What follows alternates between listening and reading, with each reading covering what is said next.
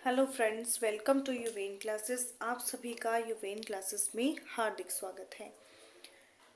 आप सभी जानते हैं कल हमने केवीएस लाइब्रेरियन के लिए जो समास की क्लास स्टार्ट की थी जनरल पेपर के लिए, उसमें हमने समास के 3 भेद कर लिए थे और अभी 3 भेद और हैं इसके, जो हम आज की वीडियो में कंप्लीट करेंगे। तो शुरू करते हैं। चौथा भेद जो है तत्पुरुष समास। तत्पुरुष समास, इसको पढ़ने से पहले हमें एक चीज और देखनी होगी कि तत्पुरुष समास जो है इसके अंदर कारक की विभक्तियां आती हैं। कारक क्या होते हैं? जो वाक्य को जोड़ने के लिए विभक्तियां होती हैं, उन वो यूज की जाती हैं। ठीक है, तो जो कारक हैं कर्ता, कर्म, कर्ण, संप्रदान, अपादान, संबंध और अधिकरण। ठीक है, ये सभी जो हैं कारक की विभक्तियां इसके अंदर यूज होंगी तत्पुरुष समास में। जैसे हमने सबसे पहले एक एग्जाम्पल पढ़ा था कल कि पूजा घर। पूजा घर के अंदर उसको हमने जब उसका विग्रह किया तो आया पूजा के लिए घर।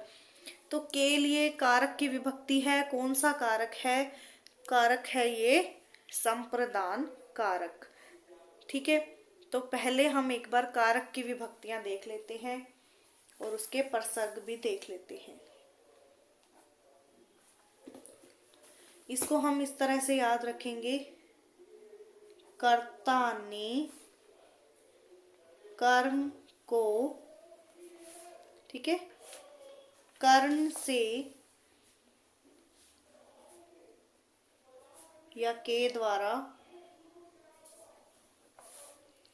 ठीक है, कर्ता ने कर्म को कर्ण से के द्वारा संप्रदान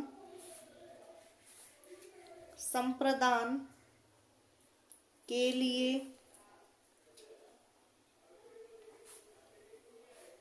अपादान, इसका भी से आएगा लेकिन किस लिए आएगा? अलग होने का भाव। ठीक है, और संबंध काके की रारेरी, रारे री, और अधिकरण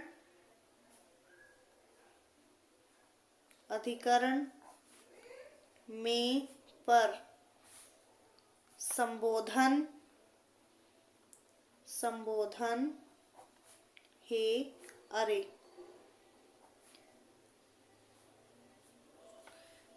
क्लियर?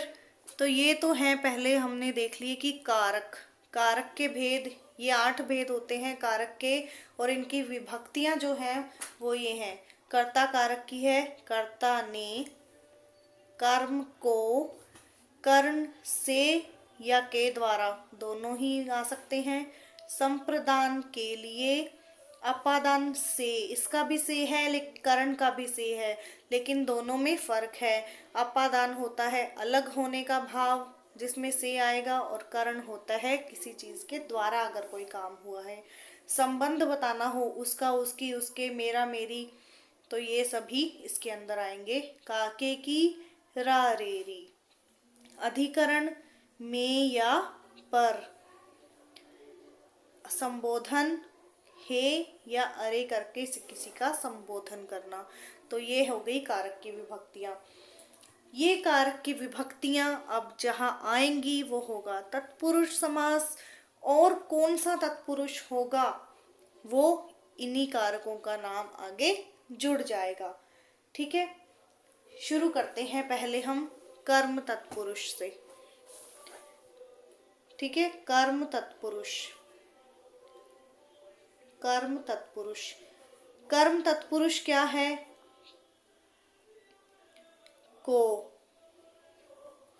को आएगा बीच में। तो देखिए एग्जाम्पल, वनगमन। वनगमन क्या होता है? वन को गमन, है ना, जो वन को गया हुआ है। वन गमन, वन को गमन। क्लियर। तो ये हो गया कर्म तत्पुरुष। और कुंभकार, कुंभकार, कुंभ को करने वाला, कुंभ को करने वाला, ठीक है। और देखिए हितकारी, हितकारी, हित को करने वाला, हित को करने वाला।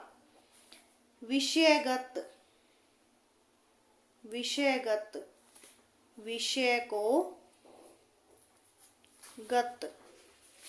और देखिए चिड़ीमार, चिड़ीमार, चिड़ीमार कौन होता है? चिड़ी को मारने वाला, चिड़ी को मारने वाला, ठीक है। और भूधर, भूधर, भू को धारण करने वाला, भूमि को धारण करने वाला। इन सब के बीच में को शब्द की जो है वो विभक्ति ऐड हो रही है, तो ये होगा कर्म तत्पुरुष। और देखिए जेब कट, जेब कट या जेब कतरा, जेब को काटने वाला। तो ये सभी हो गए कर्म तत्पुरुष के। नेक्स्ट हम करेंगे करण तत्पुरुष। करण तत्पुरुष, इसकी क्या विभक्ति होती है? या तो ये आएगा से या फिर आएगा के द्वारा। फॉर एग्जाम्पल देखिए रोगग्रस्त, रोगग्रस्त, रोगग्रस्त कौन होगा? जो रोग से ग्रस्त होगा, ठीक है, रोग से ग्रस्त होगा। और देखिए हस्तलिखित, हस्तलिखित, हस्त क्या होता है?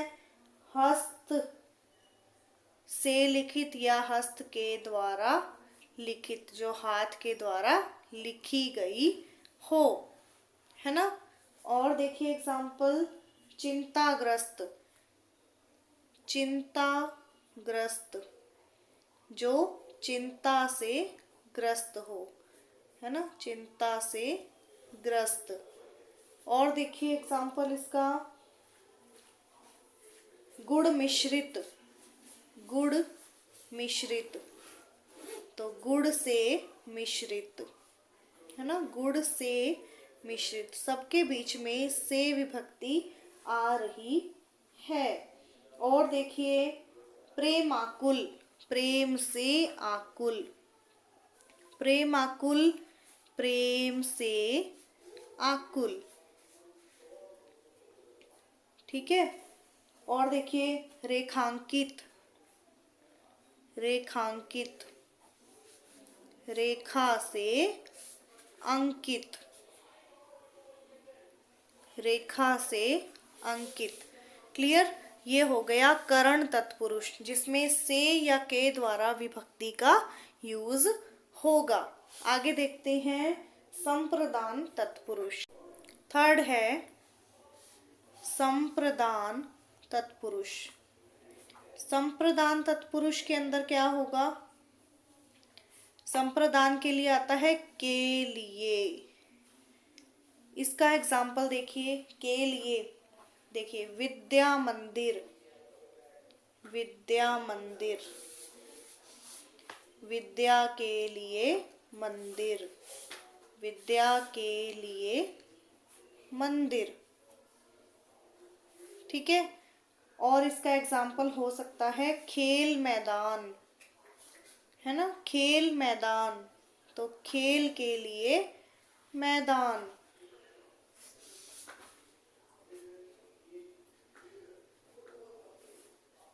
पूजा सामग्री, पूजा सामग्री, पूजा के लिए सामग्री। ठीक है। और देखिए देव यज्ञ, देवों के लिए यज्ञ।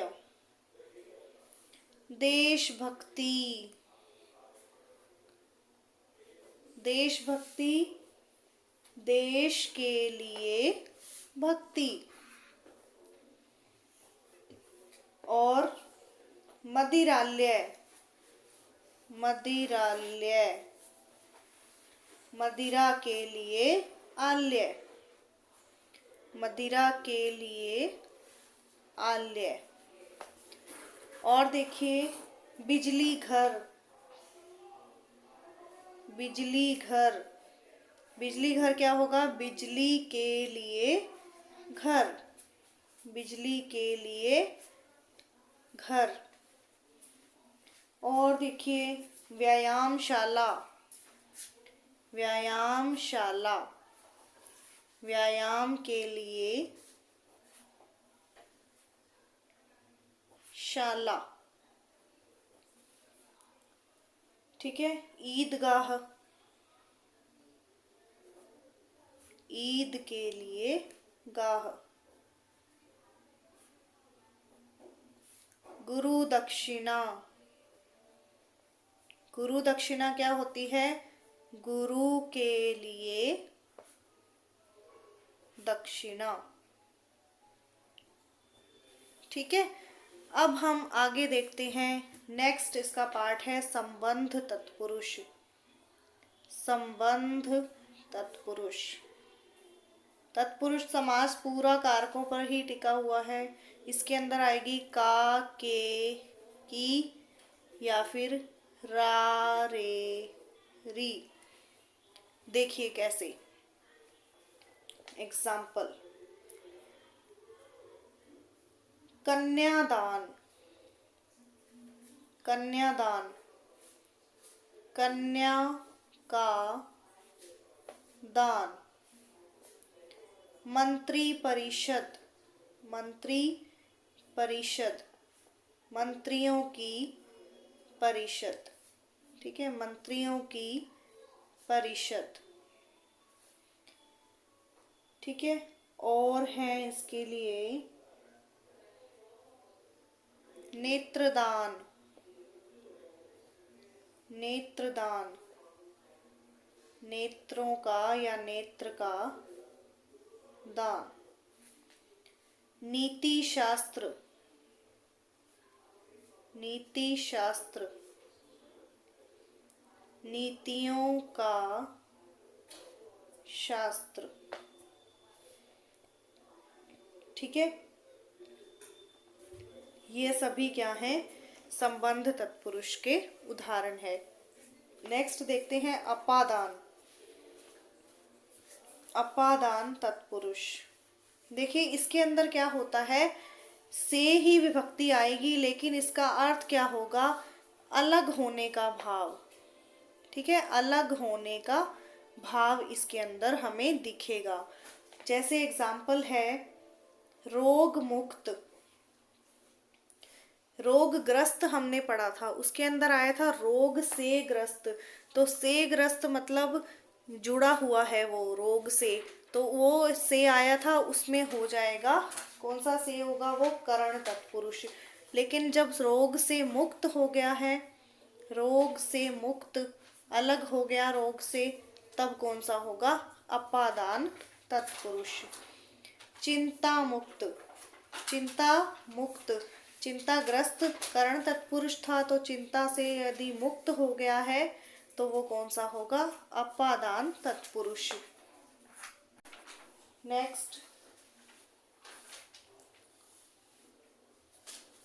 विचारहीन, विचारहीन, विचार से हीन। ठीक है, विचार से हीन, जिसके पास नहीं है, विचारों से अलग है। फल वंचित, फल वंचित, जो फल से वंचित रह गया, अलग हो गया, फल से वंचित। कर्महीन, कर्म से हीन, ठीक है, कर्म से हीन। और देखिए पथ भ्रष्ट, पथ भ्रष्ट, जो पथ से भ्रष्ट हो चुका है, पथ से भ्रष्ट, ये क्या हो जाएगा, सारे अलग होने का जब भाव आता है तो कौन सा होगा समास, संबंध तत्पुरुष समास। नेक्स्ट है अधिकरण तत्पुरुष, अधिकरण तत्पुरुष। इसके अंदर क्या आएगा, इसकी विभक्ति होती है में या पर, दोनों में या पर, ठीक है। इसका एग्जाम्पल देखिए, जैसे वनवास, वनवास, वन में वास। नर श्रेष्ठ, नर श्रेष्ठ, नरों में श्रेष्ठ, ठीक है। और देखिए जलमग्न, जलमग्न, जलमग्न, जल में मग्न, ठीक है, जल में मग्न। और इसका एग्जाम्पल देखिए धर्मनिष्ठा, ठीक है, धर्मनिष्ठा, धर्मनिष्ठा क्या होगी, धर्म में निष्ठा, धर्म में निष्ठा, ठीक है। ये कौन सा हो जाएगा, अधिकरण तत्पुरुष। और देखिए एक दो एग्जाम्पल और करते हैं हम इसके। कर्म लग्न,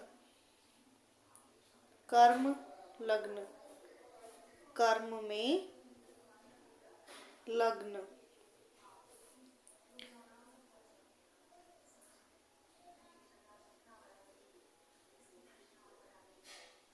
संघर्षरत, संघर्ष में रत। क्लियर। अगला समास है कर्मधारय समास, कर्मधारय समास। कर्मधारय समास के अंदर क्या है, इसके अंदर दो चीजें हमें देखने को मिलेंगी, विशेषण, विशेष्य, ठीक है, उपमान, उपमेय। पहले हमें इनको समझना पड़ेगा। कर्मधारय समास वह होता है जिसमें या तो किसी की विशेषता बताई जाए, ठीक है, या तो कोई विशेषता बताई जाएगी या फिर किसी से तुलना की जाएगी, ठीक है, या तो इसमें विशेषता बतानी है या इसमें कोई तुलना करनी है। विशेषण वो होती है जो कोई विशेषता होती है, और विशेष्य शब्द वो होता है कि जिस शब्द की हम विशेषता बता रहे हैं।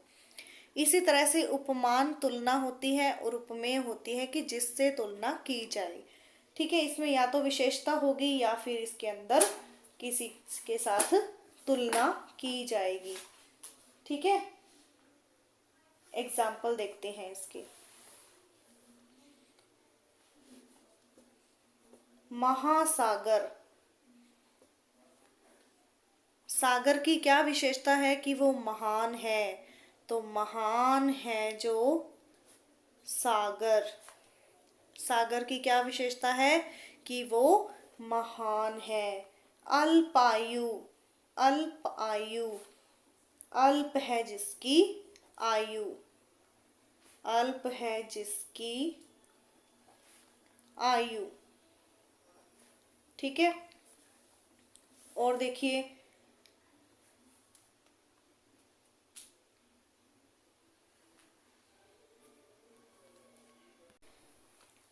देखिए महोत्सव, महोत्सव, महान है जो उत्सव, महान है जो उत्सव।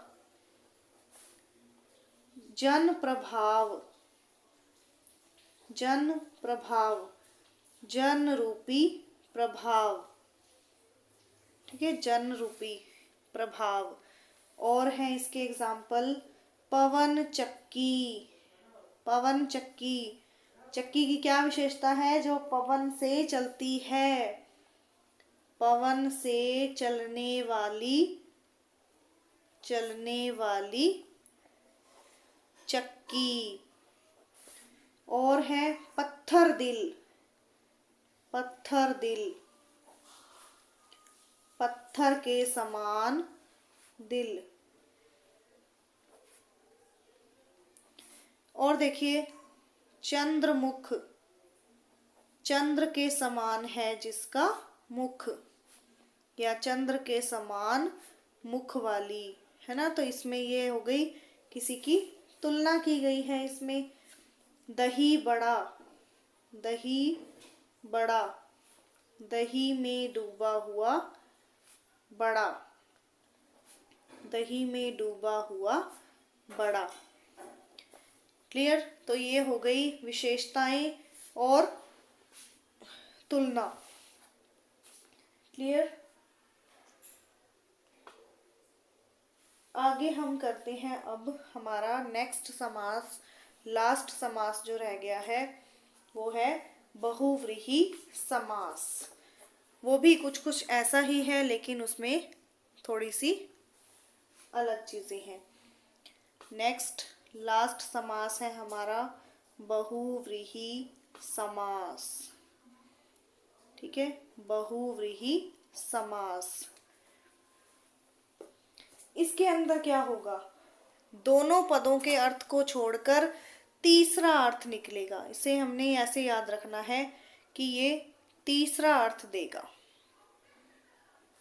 इसके जो दोनों पद हैं वो मिलकर हमें कोई तीसरा अर्थ देंगे, कोई अन्य ही अर्थ हमें इसमें देखने को मिलेगा। ठीक है। जैसे अब मैं कहूं कि लंबोदर, लंबोदर। अब मैं कहूं कि लंबा है उदर जिसका, ठीक है, लंबा है उदर जिसका। अब आप कहेंगे कि ये तो एक कर्मधारय का भी हो सकता है कि लंबा उदर है जिसका, ये तो किसी की विशेषता या बताई गई है, लेकिन ये तीसरा अर्थ भी दे रहा है कि लंबा उदर किसका है, सिर्फ गणेश जी का है। तो ये अर्थार्थ गणेश का ये अर्थ दे रहा है, तो तीसरा अर्थ हो जाएगा गणेश। उसी तरह से दश आनन, दशानन, दशानन, दश आनन है जिसके,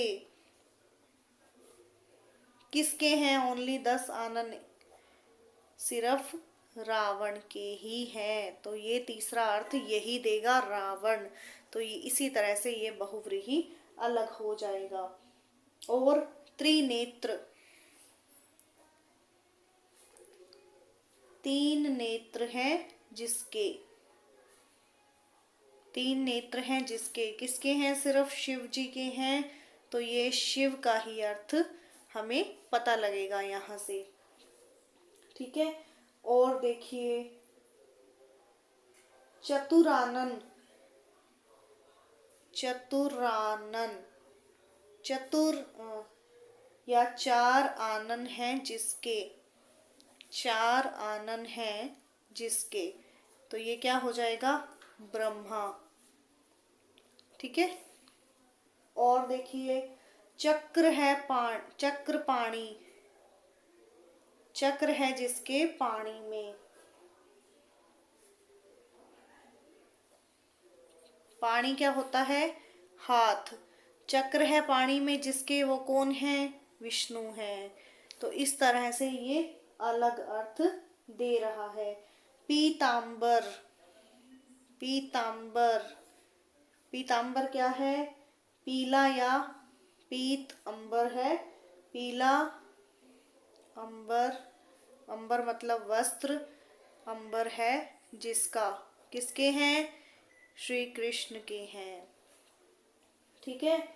और क्या हो सकता है, नीलकंठ, नीलकंठ, नीलकंठ कौन है, नीला है कंठ जिसका, नीला है कंठ जिसका, वो कौन होंगे? भगवान शिव होंगे, है ना। तो इस तरह से ये जो है बहुव्रीहि समास ये अलग अर्थ देगा। क्लियर? तो समास यहाँ पे हमारे कंप्लीट होते हैं। आई होप आप सभी को समझ आ गए होंगे। अब हम इसके क्वेश्चंस भी आगे करेंगे ताकि ये हमें और क्लियर हो जाए। तब तक के लिए थैंक्स एंड गुड बाय।